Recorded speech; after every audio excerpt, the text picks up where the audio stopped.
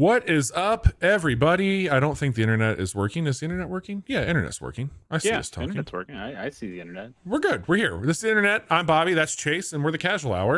And we want to tell you about video games. I would love to talk about video games. That's all we're going to do tonight. You came to the right show. We have a ton of games to get through tonight. I think we have at least 4. And a clock. Dude, I played that for my wife. I almost asked you to run a poll about the clock, so we could start off talking about the clock tonight. I do have a poll going. It's active, so I can give you some real-time metrics on it. But okay, I did show my wife that, and my wife is very, very easily annoyed in the mornings. Like everything is a problem. And I showed her this clock, and I was like, isn't this thing kind of cool looking? Knowing what it would do. And she's like, oh, Nintendo made a clock. That's fun. I'm like, yeah, check this out. I'm like, how would you like it if me and the corgis started moving around in bed every morning? And it just sounded like Sonic was getting the shit beat out of him. Just every coin noise, bing, bing, bing, bing, bing, bing, bing, bing, bing, like all that. She's like, if you don't turn that fucking video off, she's like, this is the most horrendous thing. I don't think I would ever use it as an actual alarm, but I do like the idea of having a little clock made by Nintendo. I'm gonna go out of character, and I'm gonna say I don't fucking want this. I think we've done. I think Nintendo has done too much. They've gone too far this time. It's a modern Game & Watch. I don't need this. I didn't use Wake Up Club on the PlayStation Vita. Oh god, yeah, that was the thing. I don't do this. I don't like getting up in the morning at all anyway, but I don't need a fucking branded clock. In this economy? I'm okay. I still want my little Playdate desk thing that I can attach the Playdate to, so it can still be a clock. In fact, I would probably use my Playdate every goddamn day if I had that thing. I don't think that's a real thing. They will never make it. I don't think that's a real thing. I will tell you that I saw the way I found out about the clock was Nintendo announced this new hardware. I'm like, wait, they had a direct for the Switch too?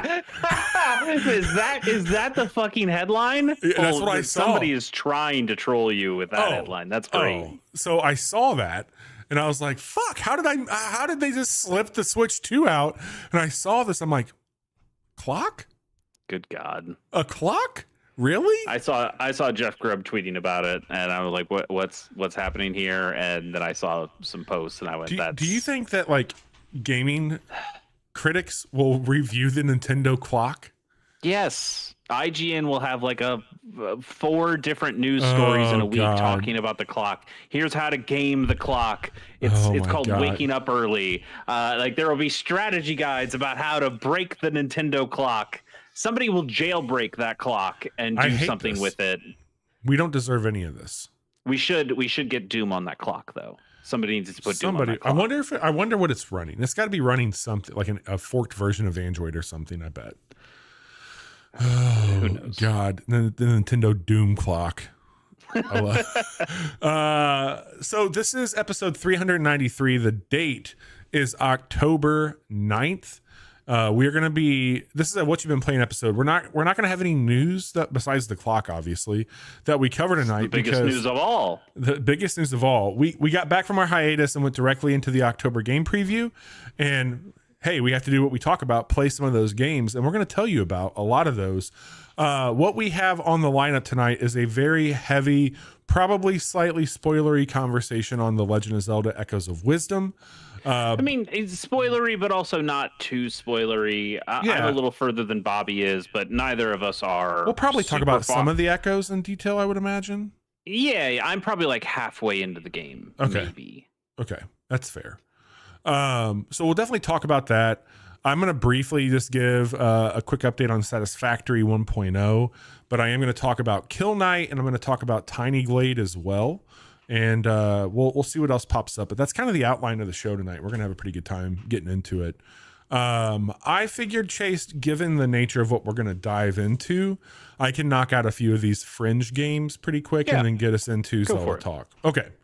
Let's start with Kill Knight. And if you're unfamiliar, this is the one we covered for our preview.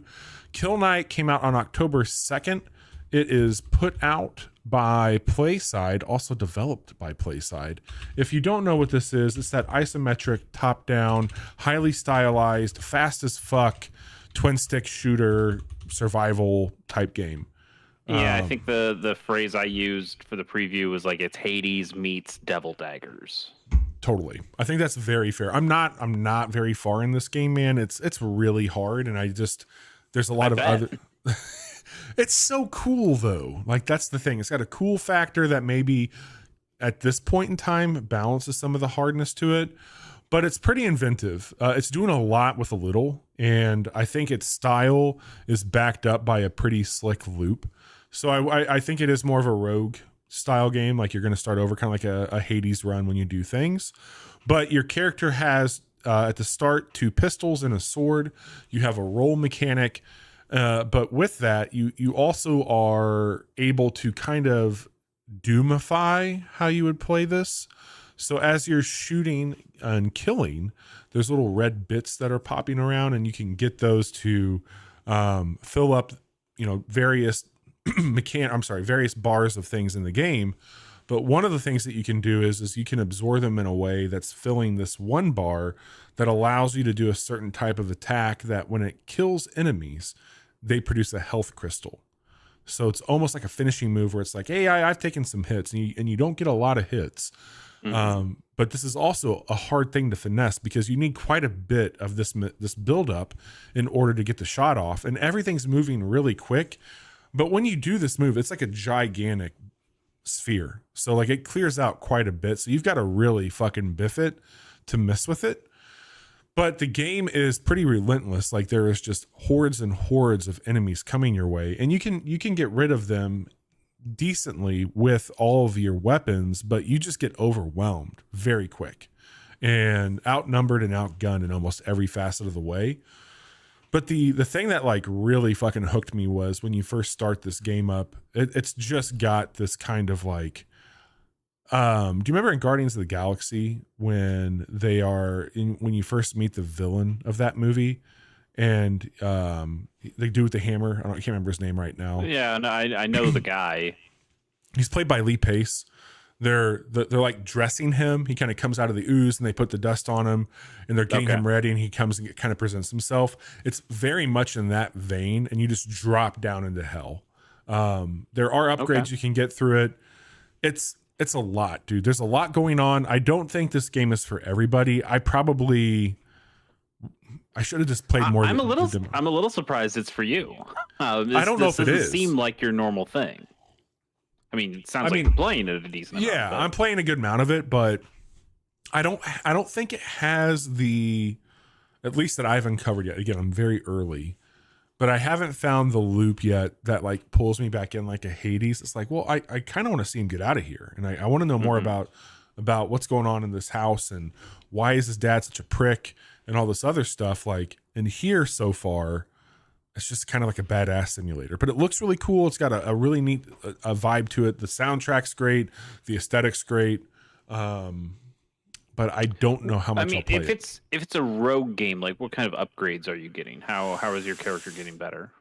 I haven't gotten that far yet. I mean, like I think the weaponry that you are upgrading is like you're going to get some enhancements to that. But again, like I've only been kind of like through the very long tutorial because it's mechanically dense. Like you have to know like what triggers to pull, like what combos to pull. Do you need to get health? Do you need to do like a power shot, quick shot, evade?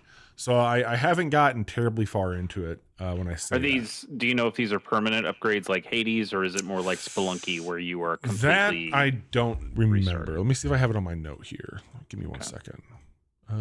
Because if the game is as punishing as you say, like having some sort of permanent upgrade to, eventually tip the scales the other way sounds like a good way to go. But also, if you built the game specifically to be hard, finding ways to soften the game is there are definitely some more upgrades. Like you will get more permanent things that'll make the job easier for you from what I'm seeing here with it. So Again, I'll probably, like I'll put some time into it, but I think ultimately you kind of at least for me, like I'll hit a wall where I'm just like, all right, like I've died a lot. I'd rather play Zelda right now, and like I'll go and pick up Zelda and do that. But it was wild. Like I remember when Devil Daggers first came out, and watching people on day one learn that game and learn how to do really well in it, and finding people who are coming up with the tech of like, oh, you gotta like shoot underneath you to rocket jump up a little bit, and finding ways of kiting enemies better than they'd done before. And you're like, holy shit, like some of these people are incredible. And I could see a similar kind of skill, not gap exactly, but like a skills ladder going up as you learn how to play this game as well. I need to watch some streamers. There's one guy I really appreciate online, Pirate Software. His name's Thor. I don't know if you've seen any of his stuff. No. He was talking about, he's like, yeah, this game's gonna be a problem for me. He's like, I played the demo and I went an entire hour without speaking to chat once, and I was like, yeah, I can see that being a thing. But Kill Knight's very cool. There's definitely an audience out. I mean, it's sitting at an overwhelmingly positive on Steam right now. It also sets you back. There is $15, so I think you probably get quite a bit of game for that to check out. Sure. And I mean, say, if you're good enough. If you're good enough, that's right. It's just the same one chunk of game if you're not very good at it. But something I am very good at, and I am really enjoying, is Satisfactory. No. I've talked about this one a lot. I don't know if you're good at this game, Bobby. I'm pretty good at it. I never played it for a long time doesn't mean you're good at it. I know how to min-max the shit out of my setup. I'm sure. I've started a brand new factory, but then a friend of the show, Zoe, is like, hey, what would you say about me playing Satisfactory? I said, I would say a lot of things about you playing that game. And so no, be free. Don't fall down this hole like I have. We got her set up in it, and she really appreciated just how well designed. She's played a lot of Factorio, and so there's a lot of connected tissue here. Like this is more or less like 3D Factorio. Yeah, the Factorio, for those who don't know, that's the top-down one, right? Yep. This game, just like what I will tell you about this game is, it is incredibly well done. It has movement way too good for a factory game. All of the new locations that you can go into and build are really fun.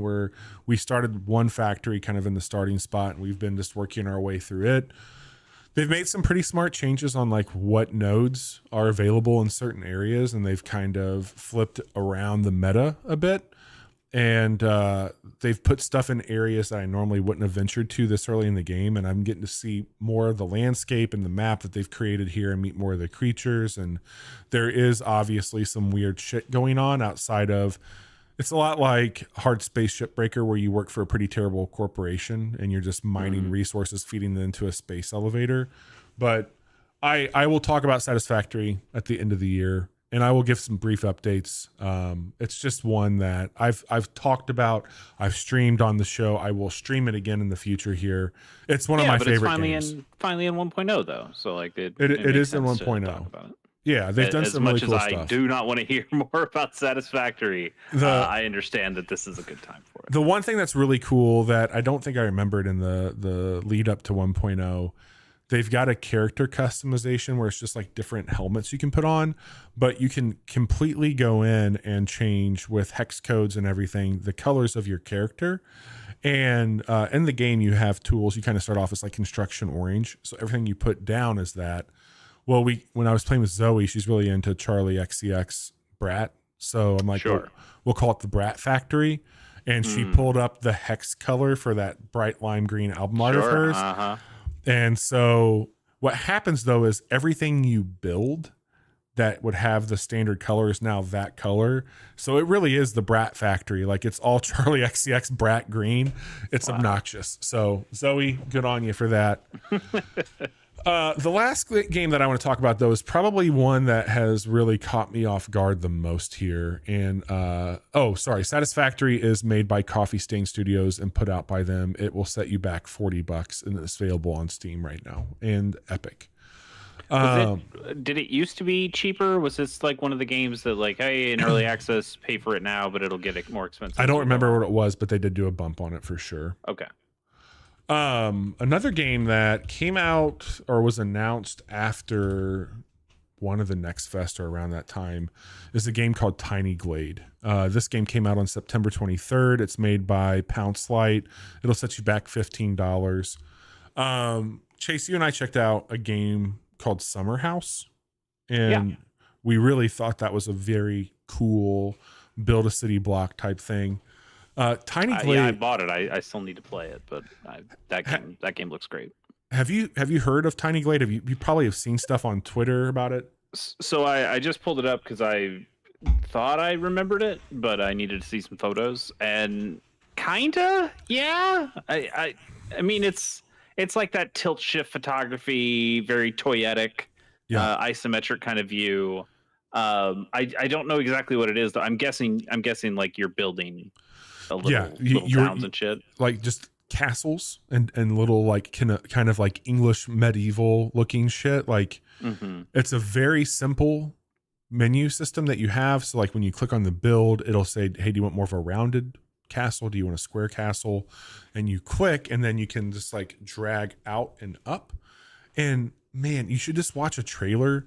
The sound in this game just sounds like rocks kind of sliding on each other when you're moving stuff around. Okay, sure. And you can easily change like, hey, I want the roof peak to be a bit more prominent, and I want it to be a bit more rounded here. And the physics and mechanics and the light and day night cycle that go into it, the tilt shift that you have, the ambient music's playing, the like if you put a window somewhere in the house but you slide it over, the contextual awareness that happens, like, oh, you just placed a window in an area that, wouldn't it be kind of nice if there was like some clothes drying out the window and maybe like a wheelbarrow propped up against the window here. Okay. So as you place stuff, it adds like this lived in element to it that's really fascinating to me. And you get you have some trees you can plant, you can put some like wild flowers around it, you can create ponds and streams. But what's really interesting is like, okay, you've built a wall or a perimeter, and you just drag a path, and if the path hits the wall, it automatically makes an archway that goes through it. So it's a very intuitive, and it gets out of your way. The tools are never cumbersome. It's not like you need to learn Photoshop to build cool shit. It just gives you a very simple set of tools, but everything comes together with a cohesiveness that like it understands, hey, you're trying, it looks like you're trying to build like a bridge between these two areas. We're just going to help you out with it.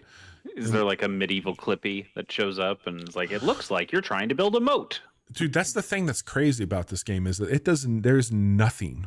Like it plops it down. It's like, hey, there's a wall there. You should probably build with it and mess with it and do these things. Here's your toolbar, go at it.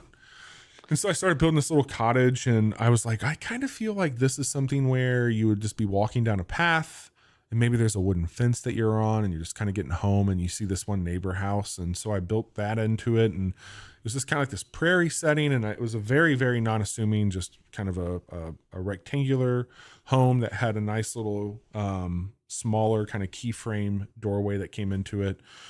Built a pond off to the side. I got some sheep in the back and a few trees with it. And I was like, I really want to spend some time on this and just kind of get an idea of what it is so I can talk to Chase about it. Hours later, I look up, I'm like, I was going to play Zelda. Fuck.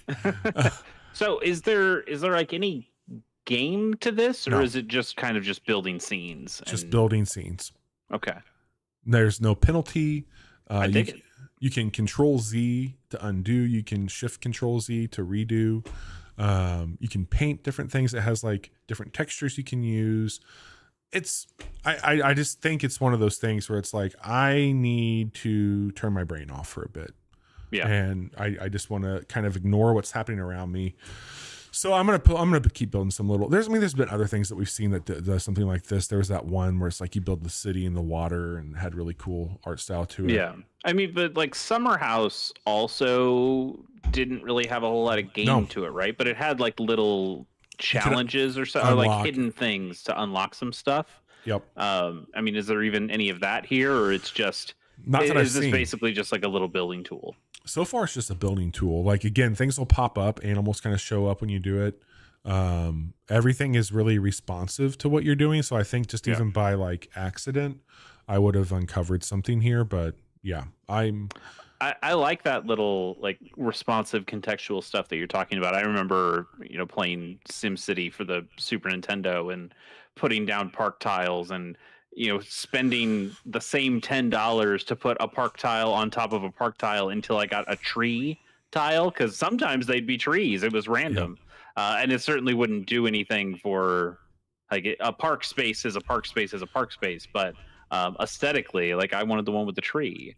Or if you got like the residential, if you put enough good stuff around it, then the residential would stop just being a big red R block and start like becoming a hospital or a school or something. And I always like that contextual stuff. So hearing the thing of like, hey, you move the window a little bit and the game just goes, oh, let's put some laundry out there. That sounds fucking rad. I like that. Like I was building a wall and all of a sudden like I did like maybe 3 feet of the wall. And as I was moving my cursor, this vine moved at the same speed as my cursor and just went up the wall. Ooh. And so like I had this vine that came up to it. And then I moved this dirt path by the wall and I was just trying to edge the pathing there to make it a bit more uniform. And I went a bit too close to the wall and it's like, well, oh yeah, here's a gate now that goes into it from the path. It's really cool. So do you have the control to kind of tell the game to stop that, like if you didn't want that laundry out there, or is this really like more of a collaboration between you and the video game? So I think it's definitely a collaboration. It's a great question, but I do think that there are ways to kind of undo it because again, like I can go through and maybe I wanted like a wildflower there. I wanted to have like a little pond off the corner of the house. It'll supersede what that is. Okay. But the area that I was in, it kind of puts you in the midst of like a thick, dense forest. And as I was going through it, I was like, well, I kind of want this path to look like it goes into the woods. And I remember as I dragged the path to it, the woods became a little bit less dense and it created a mouth into the woods, which was really cool how it did that. And so it kind of like knew instinctively is like, okay, I see what you're doing. You're trying to like create like a sense of like ongoingness here. And there is weather too, like snow and shit that happens and rain. And it's really... Is that automatic really cool. Or do you have to like turn on, I want the snow on right now? So there has been things that are automatic, but what's awesome about this is, and this is something that like I really can't like sell hard enough. Once you get to a state, you just click on this camera and all of a sudden it gives you like what you would expect from like a camera control in a game, but it has like this art flair to it. Like you can click one and it kind of does an Andy Warhol layout of like your place with different things. And from there you can change the tilt shift of it. You can also change the weather and you can get some really cool stuff. Like, hey, I want to get like a seasonal shot. Like I want my house in, spring, summer, fall, winter. And you can do this really cool kind of like triptych layout. If you want to have just a 3 thing, it's fucking awesome. Like that's rad. I think it, for me, the building of this feels better than Summer House. It's very different. They both serve a purpose and they're very different vibes. Yeah, I mean, like aesthetically, you're going for a very different kind of thing, going from like a medieval glade to a like Japanese like shanty town kind of thing. Yeah. I mean, it's I think about Animal Crossing New Horizons a lot, and especially like the YouTubers I still follow. I don't really watch many of the videos anymore, but I still do follow them, and it's cool to see sometimes that some people are still out there like building weird stuff on their islands. But the things that those people have to do to make it work, right, like the game is so limited, and I mean the game has so many features, but also it is very limited in some ways. And the way you have to kind of take advantage of those things to, how can you build something that looks like a 2-story building? Well, there are ways if you build it right that can take a lot of work. And it's nice to have a game like this where it goes, we're just going to let you build the things and we're going to let you build it pretty easy. But I do find that they're, especially for those YouTubers who have gone and done those crazy things, that it's almost kind of the game is getting the game to do what you want, even though the game very much doesn't. But it sounds really nice to just have a game go like, hey, we are actually going to work with you on this. We're gonna let you do the things you want. I think the best way I could really explain this in a way that I know you'll get what I'm saying, and I don't mean this to be a slight. This is a cozy game that isn't trying to be a cozy game. Yeah, thank fucking God. Yeah, like it's not a game where I'm a bear making breakfast. Yeah, It's not a game where I go out and fish for the billionth time. Yeah, it's not like a boba tea making simulator. Like right, it's not endless cat cafes. It's just like, hey, this is a game that isn't about, and it's not just that, oh, it's a game that doesn't have violence in it. That means it's cozy. It's like, that's not what cozy means exactly. But like it's something that's doing something a little bit different, and I really appreciate that. That is cool. I think that if you are feeling compelled, I mean, you need to play on your personal computer, but I do think you would find a lot of. I could see you losing your shit in this game for sure. I bet I would. I think just aesthetically, I probably lean more towards Summer House than I would Tiny Glade. But you got Summer House, right? Looking at screen, yeah. What? You got Summer House, right? I downloaded. I haven't started yet, but yeah. That'll probably be one of those like, oh god, it's a week till game of the year. What can I play very quickly? Summer House, yeah, I could do that in a session, and then go, yeah, I know what that game is. It's probably my number 5 on my game of the year that I played it once, but we'll get there. Well, the table's been set, Chase, at this point in time. So yes, let's put 4 more tables on the table, and oh boy. It's time to finally talk about The Legend of Zelda Echoes of Wisdom. We have not hidden any of our joy and excitement for this game. If you tuned in last week for our preview episode, if you tuned in Monday for any of our stream, we've talked about Zelda the best that we can to get to this point. As Chase mentioned, I think that he's about halfway through the game. I am definitely not hiding who I am in the game any longer, if you know what that means. And I am a huge fan of Zelda, and this is the franchise or the character. Can I say both? You could say both. I can say both. I will say both. But I'm going to let you kind of take us down this road here, because I think that I'm just excited to have some sort of enthusiasm about Zelda from you. Yeah, so, I'm a little surprised at myself, because you like Zelda a certain type of way, I found out. Correct. Yes. And I remember when this game, we're getting previews for it, and I think it looked neat and cool, and it seemed like it was kind of based on the kinds of Zeldas that I generally do like, but I don't remember being rabid for this. I was like, oh yeah, that seems cool, I'll play that. But it wasn't one of those, oh, this is my fucking game of the year, man, I can't wait for my game of the year to come out. And now that it's here and I've been playing it, I'm like, this might be the fucking game of the year. But yeah, you're right, there's a type of Zelda that I like, and it's Link's Awakening. Do you like? Thank you. Yes, let's hear it. Right, it's Link's Awakening, it's the Oracle games on Game Boy Color, and it's a lot of the top-down ones. I've played a decent amount of 3D Zeldas, and they've just never quite gotten me. I mean, I've had a really good time with Breath of the Wild and Tears of the Kingdom, but even so, and you like Tears way more than Breath. Yes, but also still kind of equally. But I think Wind Waker, Tears of the Kingdom, I spent Twilight, more time on.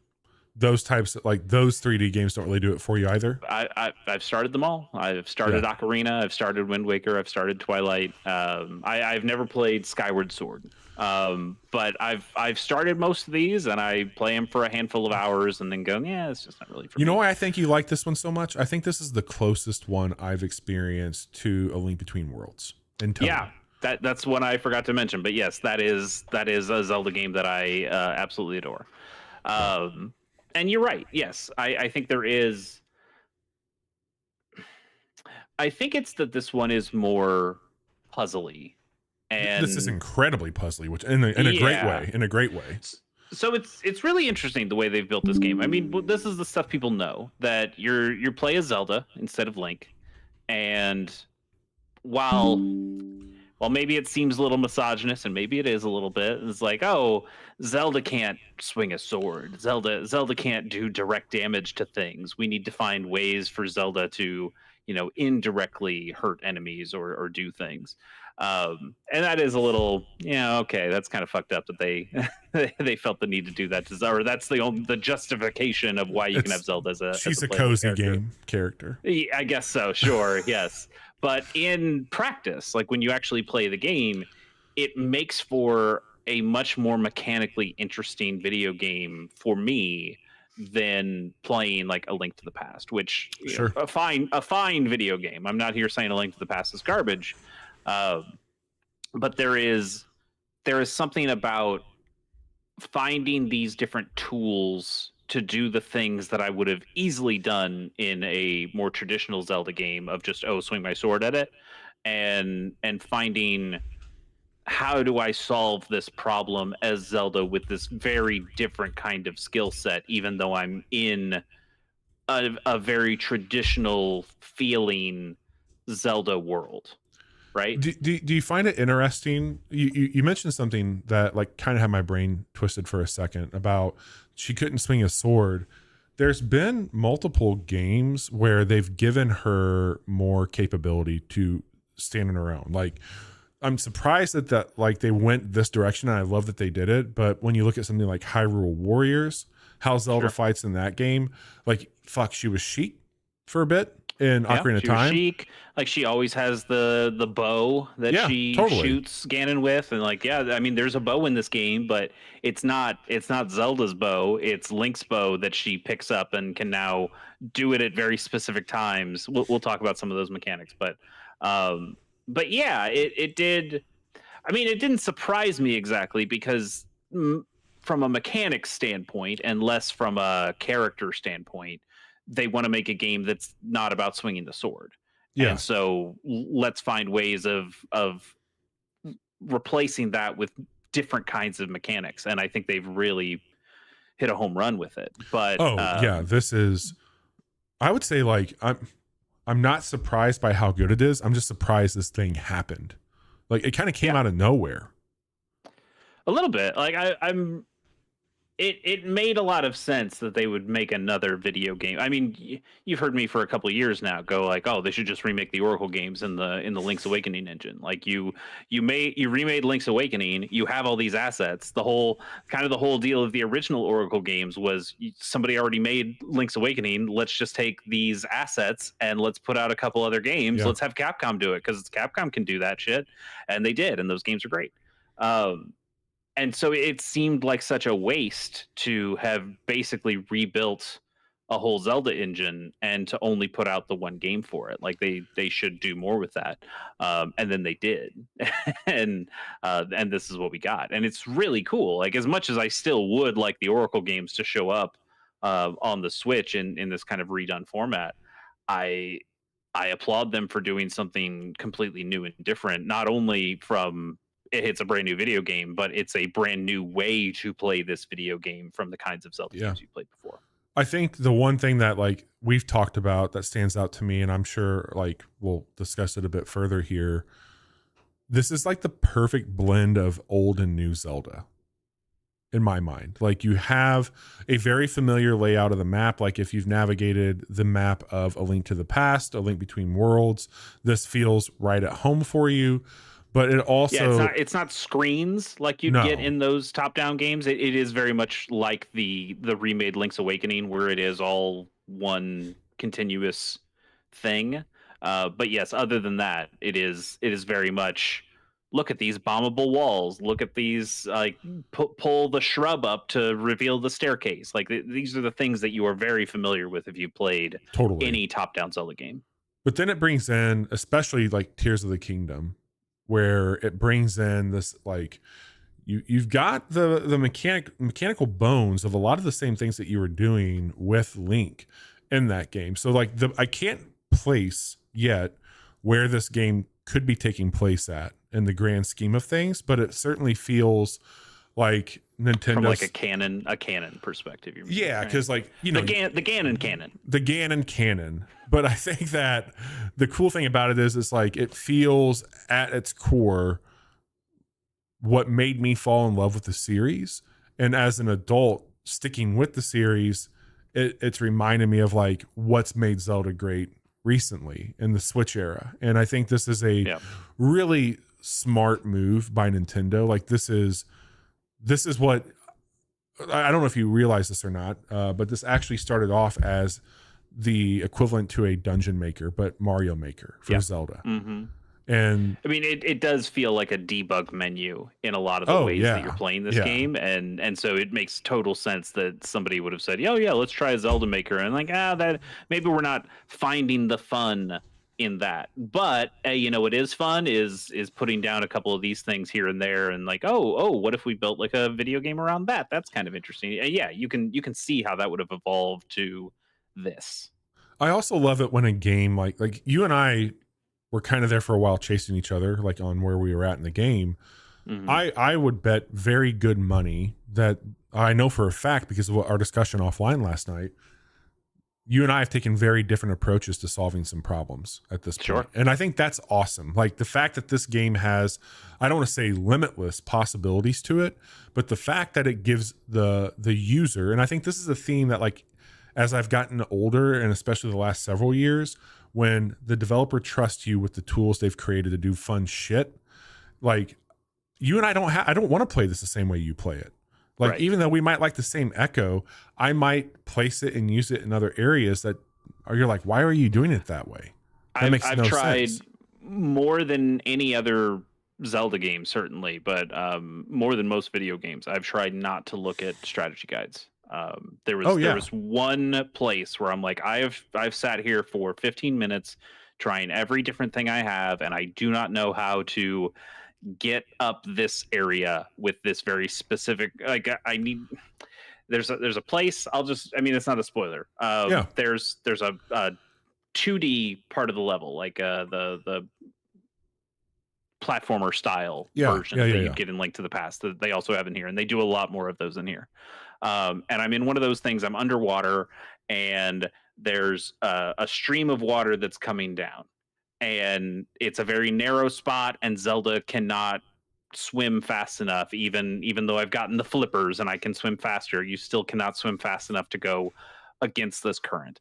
And I'm trying to think of, how the fuck do I get up here? And I'm thinking, okay, well, wood floats. There are these other crates that are over in this other spot. In fact, the way you get out of the dungeon is using the crates to float up and then walking above the crates. It's like, okay, maybe I could do the same thing here. The crates only go so far up. It's like, okay, well, what if I get 2 crates and then I'd go further up? The buoyancy would bring me up a little bit higher, and maybe that would get me to where I need to go.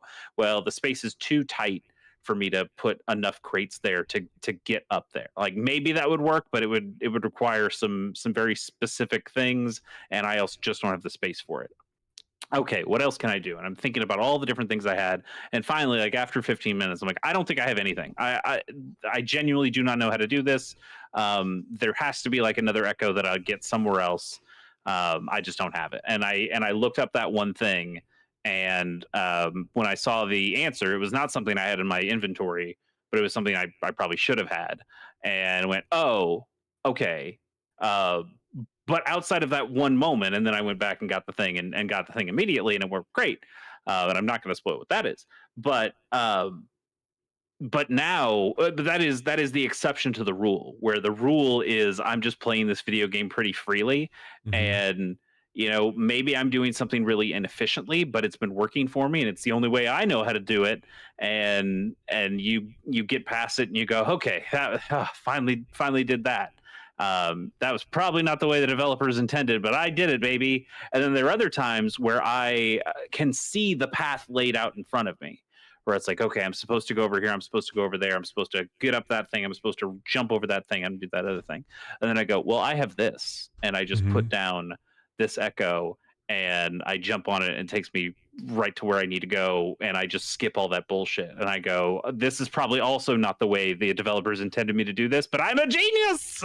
It's one of those things where I had mistakenly had an echo selected that I had no business using at this point in time, and I got into a pickle where I was like, oh shit, I need to throw out what I thought was something to fight, and I put this thing out, and it immediately just destroys this thing. I'm like, what? What just happened? You were not supposed to be a weapon at all.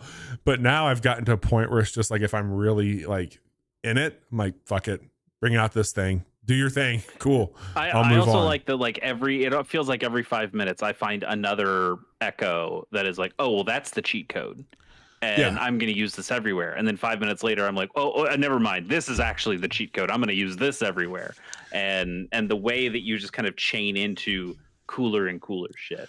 Let's back up a little bit, just for the people who might not know what this game is. You kind of mentioned it earlier, but you're playing as Zelda, not as Link, and you kind of have 3 mechanics that you work with. Yep. One of them, the most prominent one, is a staff that makes echoes. Mm-hmm. And echoes are very specific assets. Powered by Tri. Yes, the Tri rod or whatever. Yeah. Yes, but you get this staff, and you're able to make, just kind of like the debug menu that we talked about. You're able to place things into the world, and those things can either fight on your behalf or be building blocks to allow you to do different things, or kind of in a bit of a Tears of the Kingdom way, contraption-y things where you can set things up to work in a certain fashion. The second thing you have is a very Tears of the Kingdom style grab. Like your little side character named Tri, he goes and possesses an item. You kind of send him out and he possesses an item, and then there's like a link between you and the item, and you can not a swordsman link, but like there's like a beam that connects the two of you. And now you can move that thing freely. So that is your, hey, there's a giant rock here, and okay, I blink it's to the rock. Ultra hand ability for yes, those. Yes, 100%. It's absolutely an ultra hand. So you like ultra hand that rock, and then you just move it to the side, and oh, there's a door behind it. I can walk right through it. Or one of the ones I really like doing is there are these kind of wind turbine things that just push enemies, and okay, I ultra hand that, and I'm just walking with it in front of me, and it's just a giant blast of air that is fucking up anything around me. So that's your second ability, and you can kind of fuck with that a little bit and play with it in because it keeps the distance between you that you start with. So you're able to kind of manipulate items. Like one of the very first things they show you when you get that ability is there are these jail bars that are between you and the item, and you're able to ultra hand it through the jail bars, and then you jump up on a little table, and the item that you've grabbed onto also jumps up onto nothing, but it's jumped up there, and then you can manipulate it to get onto a switch to open a door between you. So it does kind of it stays with you as you are able to manipulate it and put it in different places. And then the third thing that you get, why am I blanking on the third one? For Zelda?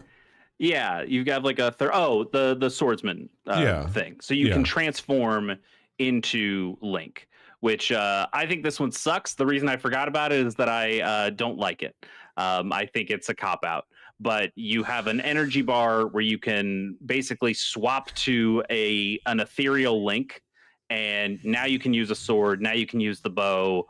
I'm assuming you also get a shield that you can use at some point, because you do start the game as Link, and you fight Ganon, and it's kind of a Metroid thing where it's like, oh, here's all the powers that you can do. Bombs, and then bow, sword, and I think shield are the 4. Yeah, right. And Zelda doesn't have any of those things normally. She's in a fucking cell at that point. Right.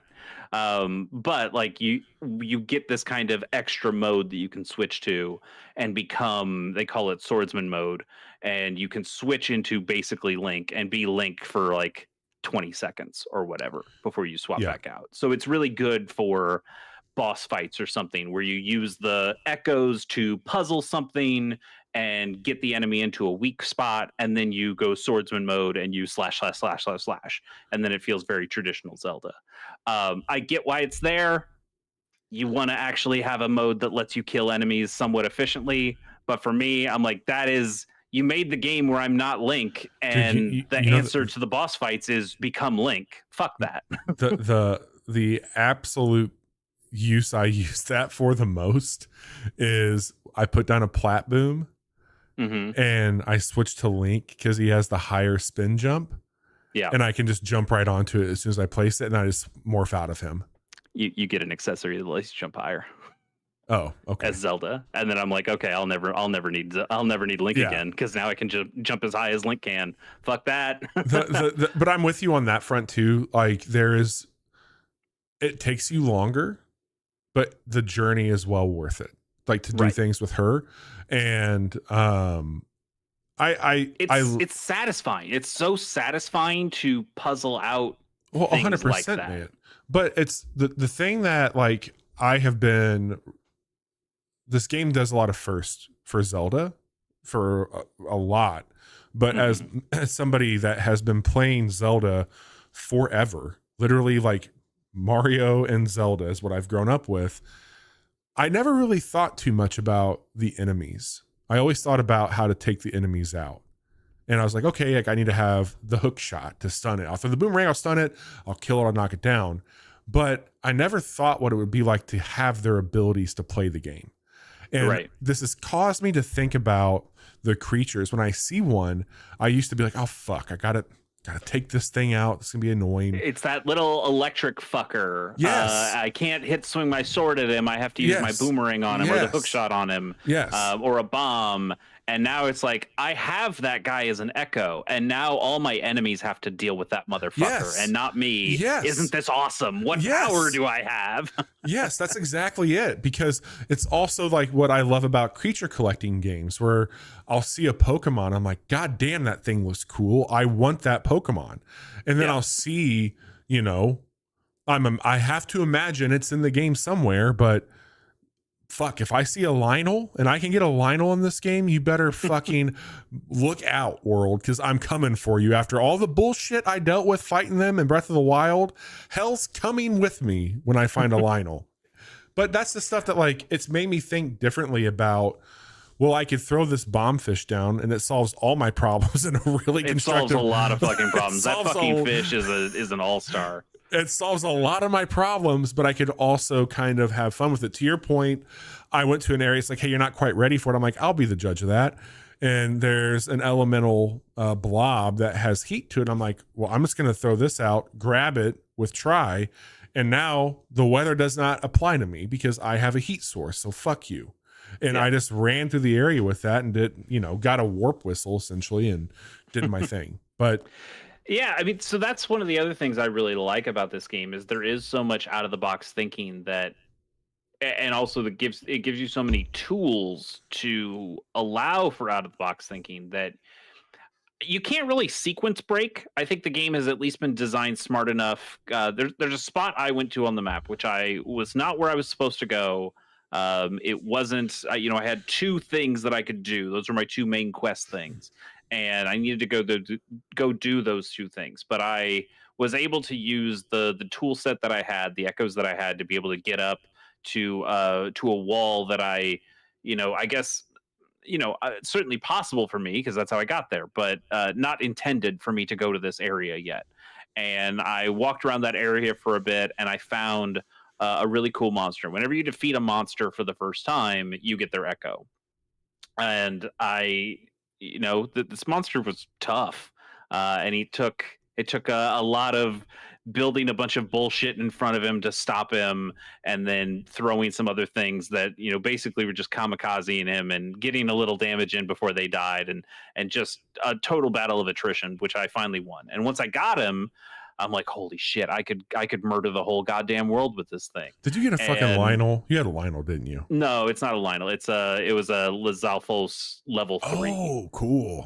Yeah, I don't even have the level 2 version now. I have level 1 and I have the level 3. And like, I don't know where level 2 is, but I'll tell you, this level 3 fucking whips ass. Is it the highest? 3? I think level 3 is the highest, yes. Okay. I've got a couple of level 3s now, and they all are fucking incredible.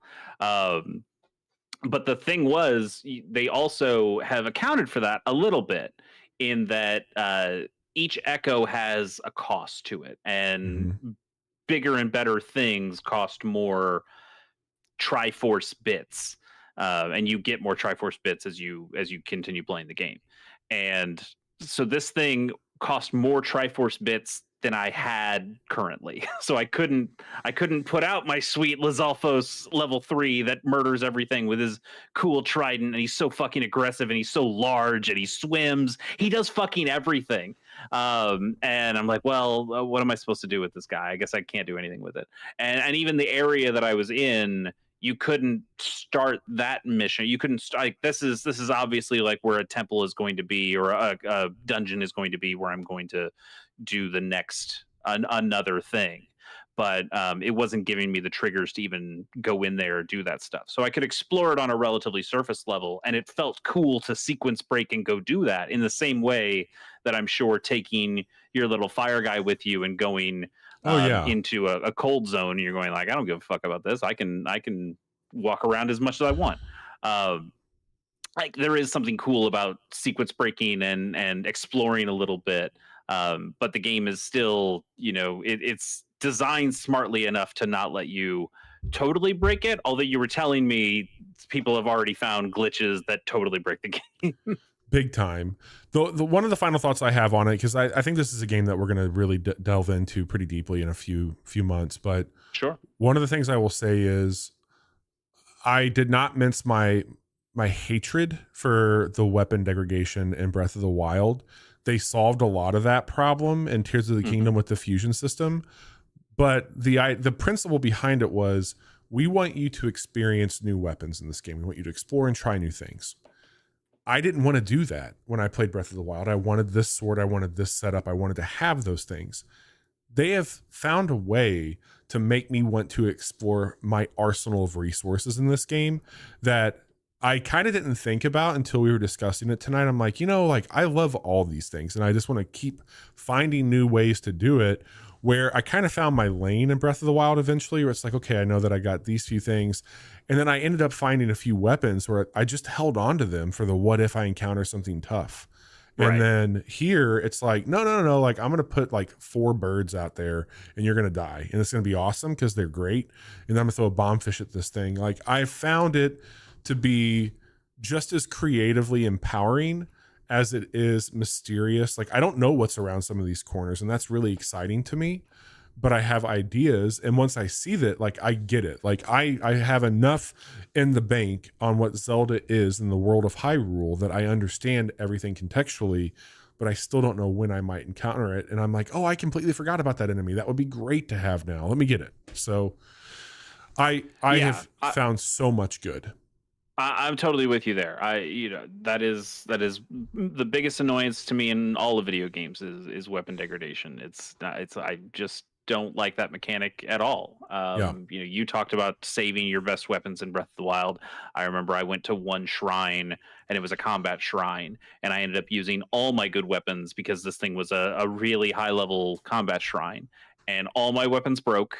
And I finally killed the thing, and great, I beat the shrine. And then I came back out and I was like, well, I don't have any weapons anymore. And do I want to spend 20 minutes warping to a bunch of different places and finding a bunch of different gear that kind of replenishes my stuff?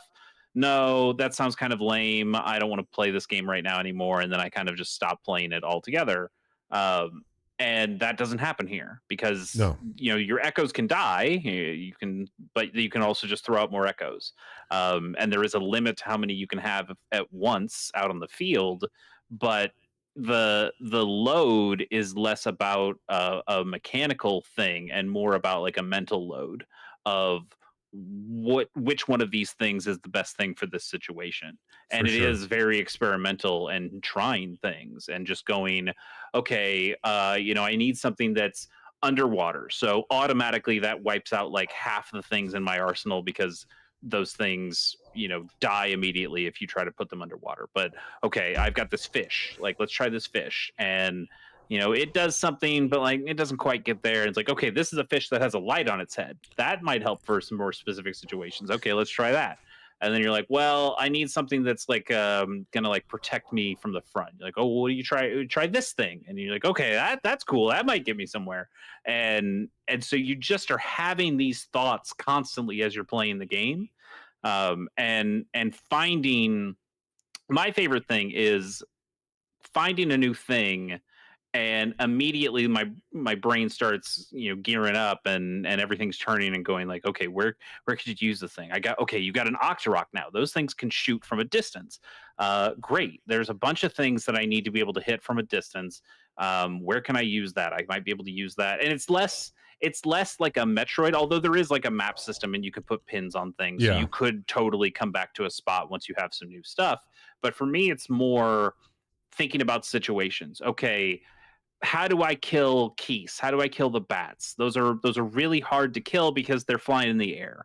I've got I can make my own Keese, and that helps. That is one of the kind of cheat codes you learn, is that basically the enemy that you kill can kill the same enemy every time. The mirror matches are great because you can just make unlimited versions of those let things them fight, and eventually you'll get. You're right, exactly.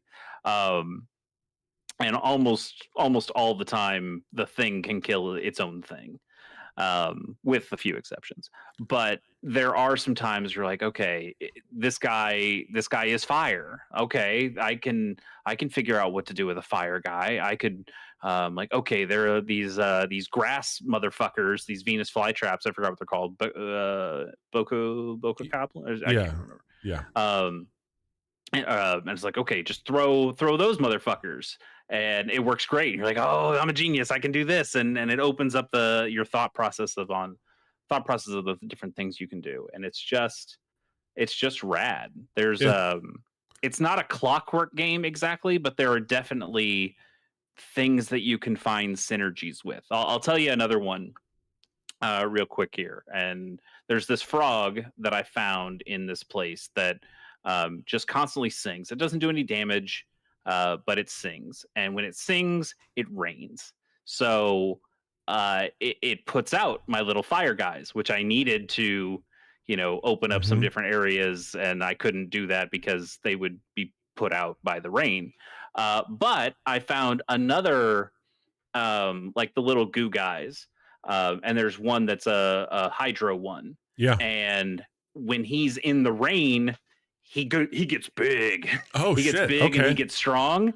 So now you're like, okay, if I need just like a big goo guy for some reason, I throw out the frog, and then I throw out one of the hydro goo guys, and now I got awesome. Big Goo Guy. And like, that's so fucking cool. That's cool awesome. that they can work with each other in that way. That's what a concept. I've never needed the Big Goo Guy, but I can do it.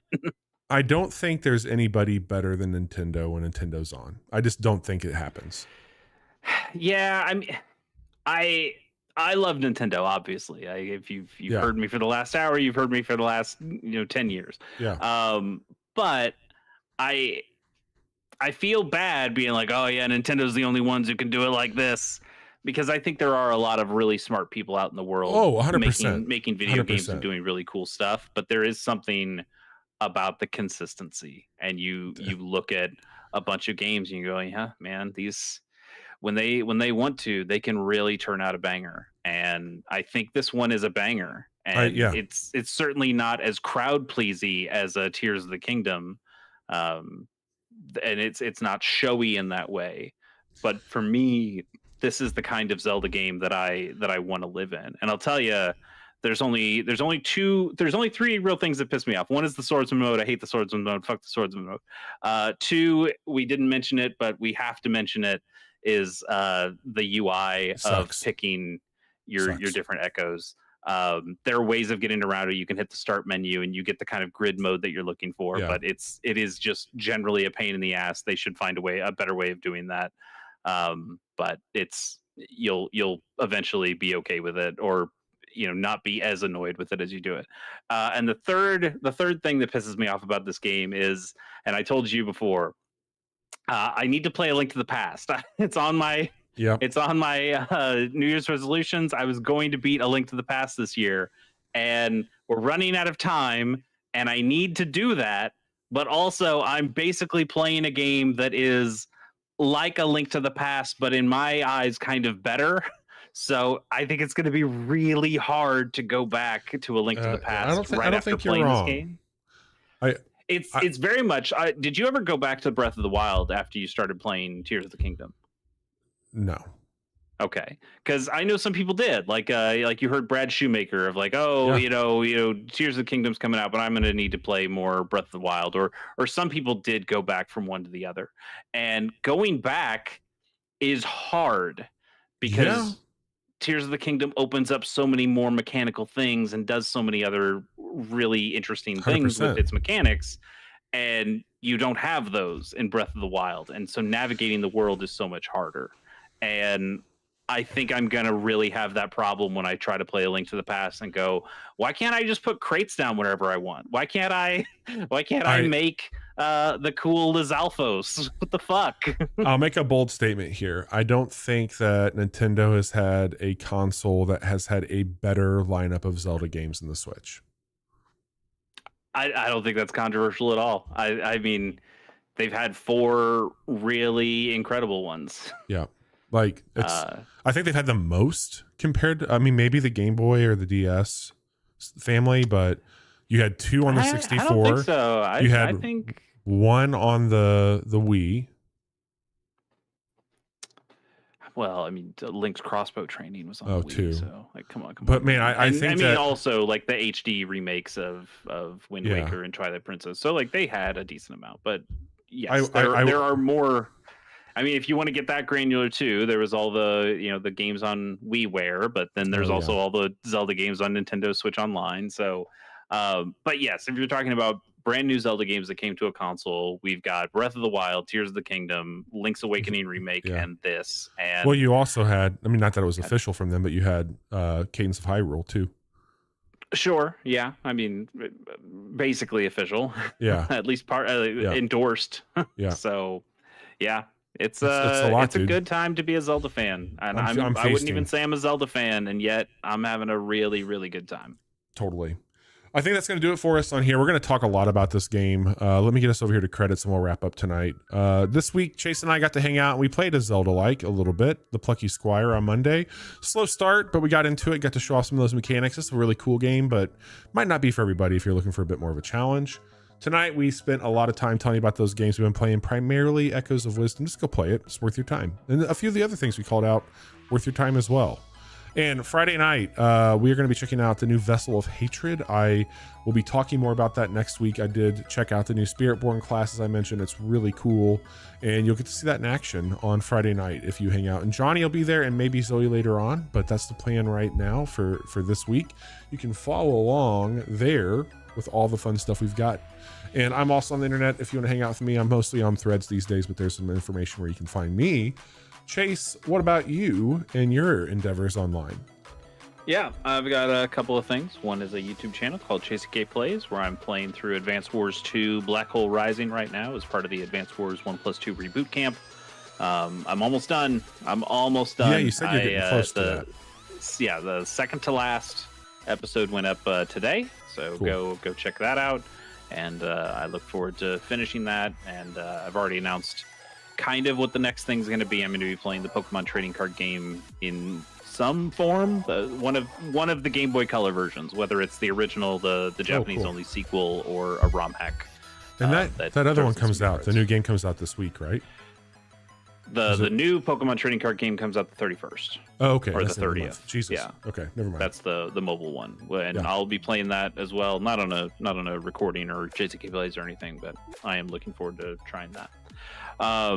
And then I also have another podcast I do with good friend of the show, Pierce Crochane. It's called Pilot Program. We watch the first episodes of every television show ever made.